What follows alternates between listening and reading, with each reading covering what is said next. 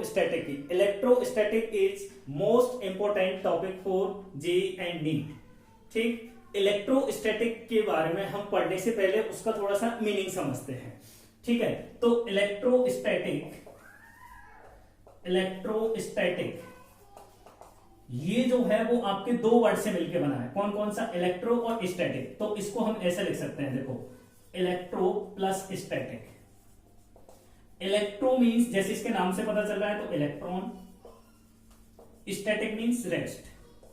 ठीक, इलेक्ट्रॉन का मतलब क्या है? चार्ज और at rest.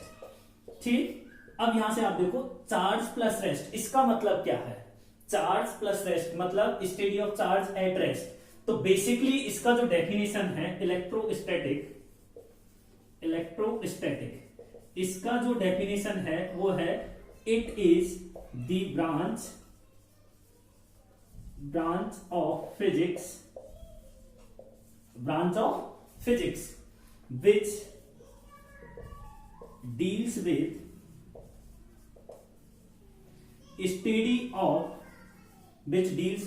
study effect of charge which is produced when it is in state of rest।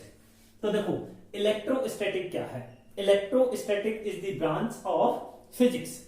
Electrostatic physics की वो ब्रांच है जिसके अंदर हम क्या स्टडी करते हैं? इफेक्ट ऑफ चार्ज, और चार्ज के वो इफेक्ट जिनको ये रेस्ट में रहते हुए प्रोड्यूस करता है।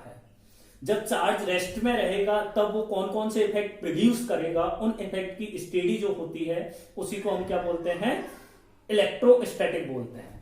ठीक है, उन्हीं को हम क्या बोलते हैं? इलेक्ट्रोस्टैटिक बोलते हैं। अब यहां पर जो वर्ड आया है चार्ज, तो चार्ज का मीनिंग हम समझते हैं कि चार्ज क्या होता है। चार्ज का मीनिंग हम समझते हैं, तो देखिए, चार्ज के बारे में हम बात करें तो चार्ज क्या है? चार्ज की जो डेफिनेशन होती है वो क्या होती है? It is the property of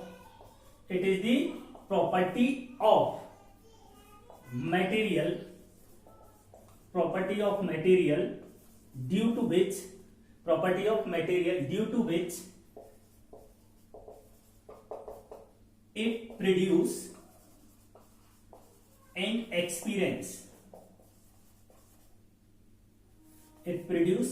experience electric and magnetic effect। ठीक, देखो, चार्ज क्या है? प्रॉपर्टी ऑफ मटेरियल है जिसके कारण ये इलेक्ट्रिक एंड मैग्नेटिक इफेक्ट क्या करेगा? प्रोड्यूस करेगा और उनको एक्सपीरियंस करेगा। ठीक है, अब हम बात करते हैं कि चार्ज जो है वो कहां से आपका ओरिजिनेट होता है। ठीक है, तो देखो, ओरिजिन ऑफ चार्ज जो है वो आपका कैसे आता है और कहां से आता है? देखो, हमारे पास क्या होता है? ये एटम है। ठीक, ये क्या है? एटम के अंदर क्या होता है? न्यूक्लियस, और न्यूक्लियस के अंदर क्या होता है? न्यूट्रॉन और प्रोटॉन। इस न्यूट्रॉन और प्रोटॉन को हम क्या बोलते हैं? न्यूट्रॉन और प्रोटॉन को हम बोलेंगे क्या? न्यूक्लियॉन्स। ठीक है, अब न्यूक्लियॉन्स जो होता है वो न्यूक्लियस के अंदर टाइटली बाउंडेड होते हैं। बाहर एटम है आपका ये। ठीक है, अब न्यूक्लियस के बाहर क्या होंगी? सेल्स होंगी। उन सेल्स में क्या होंगे? इलेक्ट्रॉन होंगे। ठीक है, ये इलेक्ट्रॉन होंगे। अब ये जो इलेक्ट्रॉन है वो न्यूक्लियस से क्या करते हैं? अट्रैक्शन फोर्स के कारण बाउंड होते हैं। बट जैसे जैसे आप बाहर चलते जाओगे तो आउटर मोस्ट सेल का जो इलेक्ट्रॉन है वो क्या करेगा? लूजली बाउंडेड होगा। ये जो इलेक्ट्रॉन है वो क्या है? लूजली बाउंडेड है।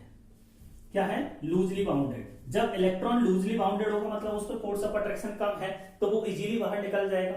ठीक है, तो इस एटम से जो आउटर मोस्ट सेल वाला इलेक्ट्रॉन है वो बाहर निकलेगा, और बाहर निकलने के कारण ही क्या होता है? चार्ज प्रोड्यूस होता है। अब देखो, एक एग्जांपल के तौर पर हम इसको मानते हैं कि मान लो आपके पास दो एटम है। मान लेते हैं दो एटम है। एक एटम ये है, थोड़ा बड़ा बनाना है। एक एटम ये है, इसके पास 100 इलेक्ट्रॉन है, 100 प्रोटॉन है। ठीक, ये ए है। दूसरा एटम ये है बी, इसके पास भी 100 इलेक्ट्रॉन और 100 क्या है? प्रोटॉन्स है। ठीक है, अब इलेक्ट्रॉन पे जो चार्ज होता है वो कितना होता है? माइनस का ई। प्रोटॉन पे जो चार्ज होता है वो कितना होता है, प्लस का ई। ठीक है, अब यहां देखो इस पे टोटल चार्ज कितना, प्लस 100 ई माइनस 100 ई, कितना हो गया 0। यहां देखेंगे तो प्लस 100 ई माइनस 100 ई, टोटल कितना 0 हो गया। ठीक, अब मान लेते हैं हम यहां से कुछ इलेक्ट्रॉन इसको दे दिए, अज्यूम कर लेते हैं 50 इलेक्ट्रॉन इसको दे दिए, तो अब ए पे क्या बचेगा, ए पे जो बचेगा वो बचेंगे आपके 50 इलेक्ट्रॉन्स और 100 प्रोटॉन्स, क्योंकि प्रोटॉन्स तो आपके ट्रांसफर होते ही नहीं है। ठीक है, ये हो गया ए। और इसकी बात करें बी की, तो बी पे कितना हो जाएगा, 50 इलेक्ट्रॉन यहां से आ जाएंगे, तो ये बी हो गया, बी पे कितना हो जाएगा 150 इलेक्ट्रॉन्स हो जाएंगे और 100 क्या हो जाएंगे, प्रोटॉन्स हो जाएंगे। अब चार्ज की बात करें तो इस पे कितना हो जाएगा, प्लस का 50 ई और इस सॉरी माइनस का 50 ई प्लस का 100 ई। ठीक, तो टोटल इस पे कितना हो जाएगा, प्लस का 50 ई हो जाएगा। इस पे बात करें तो कितना हो जाएगा, माइनस का 150 ई प्लस का कितना 100 ई, इस पे कितना हो गया, माइनस का 150 ई। अब इसका मतलब क्या हुआ, इसका मतलब ये हुआ कि ए से इलेक्ट्रॉन आपके निकले हैं तो ए पर क्या आ गया, पॉजिटिव चार्ज। बी ने इलेक्ट्रॉन क्या किए, गेन किए हैं, तो उस पर क्या हो गया, नेगेटिव चार्ज। ठीक है, तो चार्ज जब इलेक्ट्रॉन ट्रांसफर होगा तभी आपका चार्ज क्रिएट हुआ है ना, जब इलेक्ट्रॉन ट्रांसफर होंगे तभी तो चार्ज आया। इस पर कितना आ गया, 50 ई आ गया, इस पर कितना हो गया, माइनस का 50 और इनिशियली कितना था, 0 है।